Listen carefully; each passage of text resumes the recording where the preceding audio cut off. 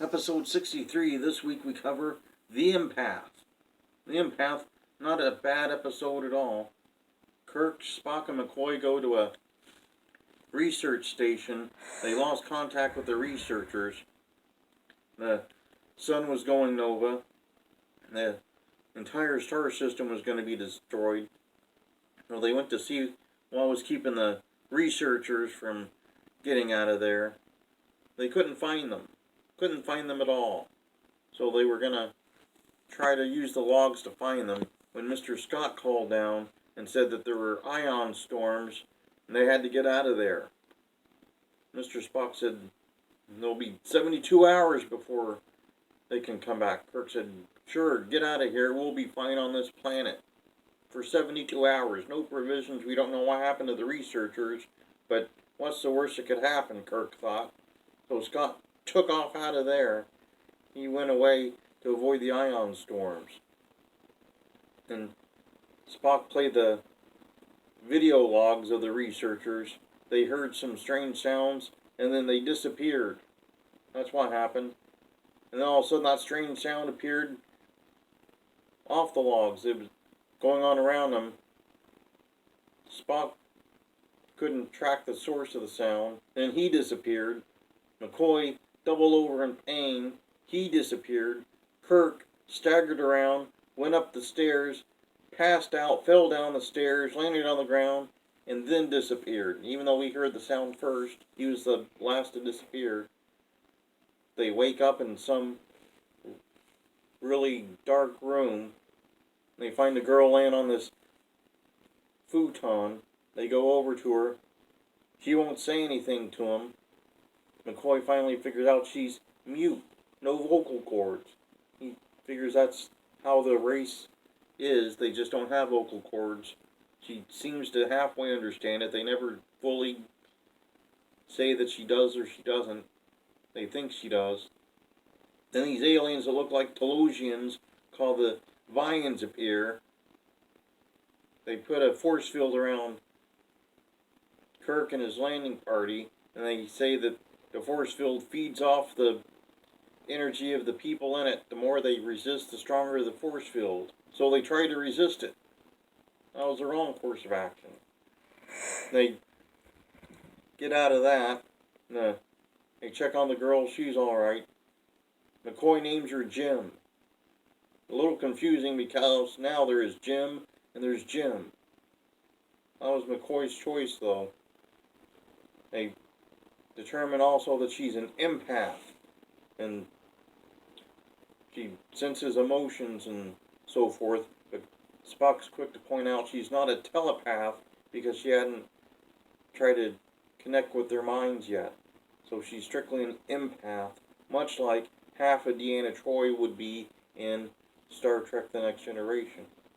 But then they start doing these weird experiments. Kirk and Spock end up in a room and they see the researchers in giant jars. They're dead.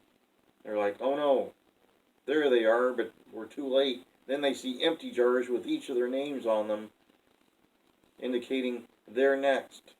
The Vians say that they have to run these experiments. They seemingly get out of that. They get outside.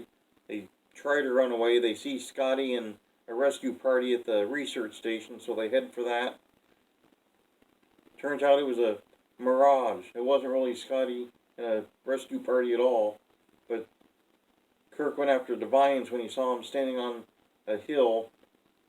They made him run in slow motion. They pointed this little device, he started running in slow motion, and had the bends. Then the Vians tell them that they'll accept one person for the experiment, the others can go. Kirk says, well, I'm the captain, I'll be the experiment. He orders Kirk and Spock and McCoy to leave with the girl. Then the Vians take the three people they said could escape. Kirk starts losing his stuff. He gets all upset. Then they take Kirk, and he's hanging from these chains, and they've apparently been torturing him. They send him back to the room with the futon, and he's got the bends were the equivalent of that. The girl touches him, takes away the wounds that the chains made. He feels better, and then it disappears from the girl. So McCoy's like, that's the power her race must have, is total empath. She can absorb the person's pain as her own, and then disperse it, and she's fine. But then the Vians show back up, and they're like, we'll need either McCoy or Spock. McCoy's got an 83% chance of death, but Spock will definitely live, but he's got a 93% chance of going mad. It's your call, Captain Kirk. We'll be back in a minute. So they disappear again, and McCoy hits Kirk with a hypo spray to knock him out under the guise it was for his bends. Spock's like, aha, that makes things easier. Now I'm in command. I'll choose me to go get the torture. McCoy's like, oops, foiled again. And then he hits Spock with a hypo spray and knocks him out. And McCoy goes with him. They torture him. He's getting all beat up. His shirt's getting ripped for some reason, even though he's just hanging there from the chains. Spock and Kirk figure out how to use the Vian's device that they had left behind, used by mental brainwaves apparently to activate it. They go to the place where McCoy is. They're checking McCoy out. He's near death. They ask the girl to help. She's kind of afraid. They go over to her. Force field again. Now the Vians show up. They're like, she has to choose herself. That's why we're doing this, to see if her race is worth saving, because they have to sacrifice their whole race before we'll save them. Or something to that effect. It was a little weird. They keep begging the Vians to save McCoy. They're like, no, we don't care about McCoy. Let him die.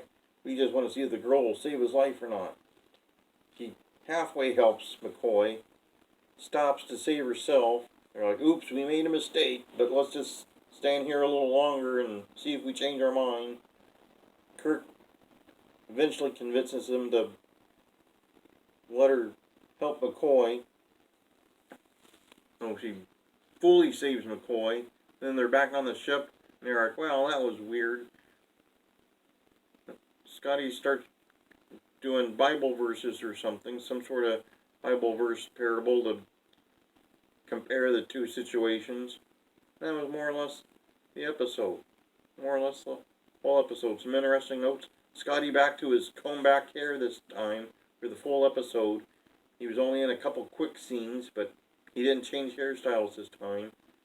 This episode, DeForest Kelley used to say was his favorite episode before he passed away. He thought this was the best one they did. Of course, it was a Dr. McCoy heavy episode. That might have had something to do with his choice for it being his favorite.